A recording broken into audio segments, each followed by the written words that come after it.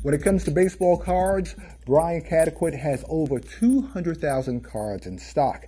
He's known as New York's baseball card king, and man, he's been around the business quite some time. Brian, welcome to the show. We've had you on about a couple of years ago, and I know you've been gathering more and more cards. What you've been up to also. Explain also who you are and how long you've been in this business too. Let's see, I started in 1984, 85. I've been selling baseball cards for 25 years. All my business is done on the web. When I started in the early 80s, there was no internet, so everything was done through mail order, through advertisements. Card shows, yeah, through trade papers. And I would run ads, and the trade papers would circulate to 50 states, and collectors would call me all over the country. So that's how I built up my business. I built up my name, and that's where I am today. Are card shows still a hot item these days, or that business has sort of went by the wayside? Card shows is still hot because of the internet. People have easier, ways to shop rather than leave their homes and drive to a card show. It's not as popular as it used to be 10, 15, 20 years ago. The way the business is right now is all through the internet. When it comes to cards, who's hot out there as far as who's the hottest cards right now, especially in the minor league system? Who's hot? Well, I'll give you a few examples. Right now, I'm known for the older cards, but more people can relate to newer players of today. Jason Bay is very hot. Anything with Derek Jeter in the New York marketplace is a good seller. His rookie card, Alex Rodriguez rookie card, Albert Pujols rookie card, one sold recently, about a year ago on eBay. A gem mint Albert Pujols cards went for $15,500 on eBay about a year ago. So Johan Santana, these are rookie cards that are good to invest, and it's very hot now, like the players that I just mentioned. Now, you said also there's a trend now with some of the industry as far as food companies are getting involved, like Kellogg, Quaker Oats. Right. Well, most people can relate to the Tops and the Fleer. That you get that wad baseball gum. Wad of baseball gum, yeah. Those cards are actually very common. What I've noticed in the marketplace this past year is that food products issued millions of cards, and they're not actually out there. They're pretty scarce, and they're very popular. I brought some complete sets with me. Like Quaker Oats, for example, they issued baseball cards, and they're actually very hot sellers. Kellogg's has been around since the early 70s. Kellogg's Cornflakes, they issued 3D cards, which I have a few here. Here's an example. These are very hot. They're going very well. Kellogg's began in 1971. The sets range from $50 all the way to $250. So it depends on the year. But this is the reason why I bring these food products up is because I'm noticing that people are they want oddballish type cards. So, rather than your normal Tops cards, they rather have a different oddball type, like food products. So these are actually popular sellers at the moment. And it's a way of placing the card with the product. Right, exactly. Product placement. Exactly. So this is how, baseball cards go, as we talked about before, it dates back to the 19th century. Always the cards were issued in some type of product to promote the product because of the popularity of the game. So, Topps came out issuing cards in bubble gum. So that distribution was very widespread, whereas food cards, they weren't widespread, maybe spread through the region, regional areas, which makes it a little bit tougher to find and appealing to collectors. As far as professionally overall, what are also some of the hottest cards? Especially you mentioned New York City, but when we get to other states. Yes. Well, any other cities. Other cities. We're going to talk a little bit about the history now, because cards were issued in Louisiana. Dating back to the 1920s.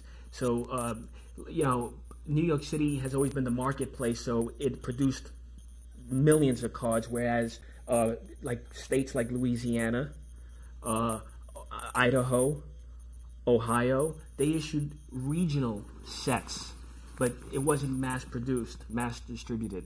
So that stuff is still out there. You have all different types of collectors that collect regional sets from different parts of the country.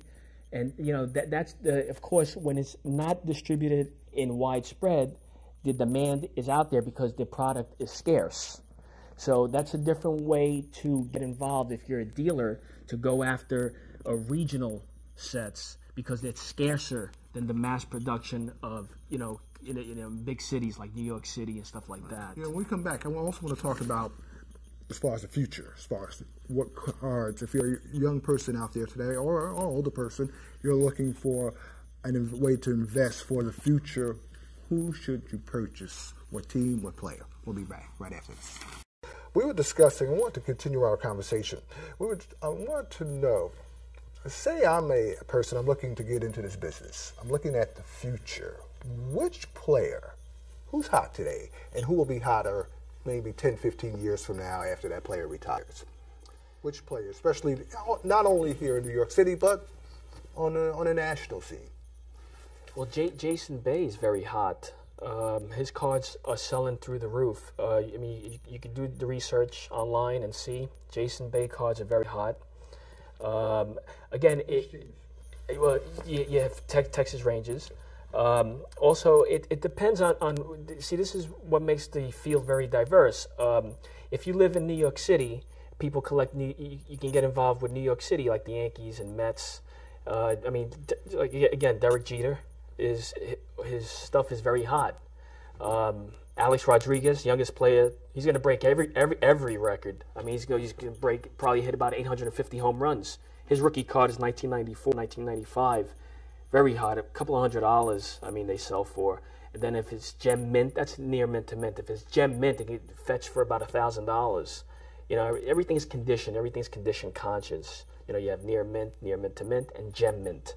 Like I spoke about the Albert Pujols card that sold for $15,000. That was gem mint. So, I mean, it depends on the city that you're in. But, you know, I can speak for New York City, Derek Jeter, Alex Rodriguez, Johan Santana. Very hot rookie cards to get involved with. That stuff would be worth in the future also. Speaking of New York City baseball, as you know, the landscape is changing. Yankees Stadium, the old Yankees Stadium, will not be there next year. Also for Shea Stadium. How does that affect your business, and where do you see that as far as business-wise? Are you getting on the ground floor of some of the chairs, the shower curtains, the desk, all that stuff that's going to be worth some money once they, knock the stadium down, demolish it? It's kind of strange. Because of the demolition, Yankee and Shea Stadium, the team is actually offering their parts of their structure, parts of their building for sale. For example, the New York Mets is offering Omar Manaya's desk for $2,500. They're selling the flagpole, the foul poles for $30,000. The entire New York Met dugout, they want $100,000 for the entire dugout. So is this going to the sports museum at all? Any of the stuff being purchased by the museum or by individuals? Or? Yeah, probably by museums. Who knows? Maybe Cooperstown. They have a lot of money. They could be making bids on it. They could be making purchases. But it's kind of weird. People want to own that. This is how it's crazy. These sports fanatic collectors are. And, you know, the importance of the history of baseball in this country. I mean, you know, to spend $30,000 on a foul pole or you know, I mean, it's crazy. It's the psychology of the collectors. It's insane. Well, I guess it'll gain more value than some of the vesting on Wall Street, right? Oh, yes, yes. Well, you know, with the stocks, I always say, you know, you can't, you know, with a stock, you can't, you know, touch the stock. It's not a tangible item. It's not a tangible. You can't, you know, you can't hold it and say and reminisce about, you know, your child, you know, your youth. That's the difference between a collectible and the stock. You know, that's why I always invested in the cards rather than the stock. I'd rather have something in my hand. You're right. You are absolutely right.